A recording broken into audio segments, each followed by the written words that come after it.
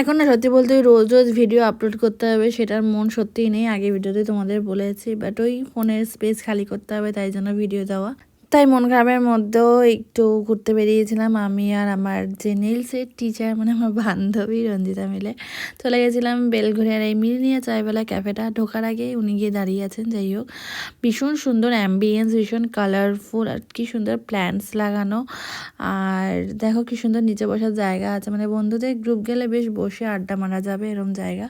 তো আমরা ফার্স্টে অর্ডার করেছিলাম দুটো চা, যেটার দাম ছিল 33 রুপিস। হ্যাঁ জানি একটু ওভার রেটেড, বাট কিছু করার নেই।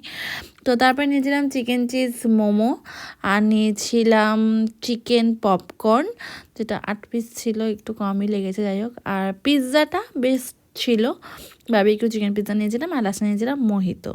তো খাবার দাবার বেশ ভালোই, বাট একটু ওভার প্রাইস। যাই হোক, তো তারপরে আমরা আবার বাড়ি চলে আসি। তো আজকে ভিডিওটা অবধি।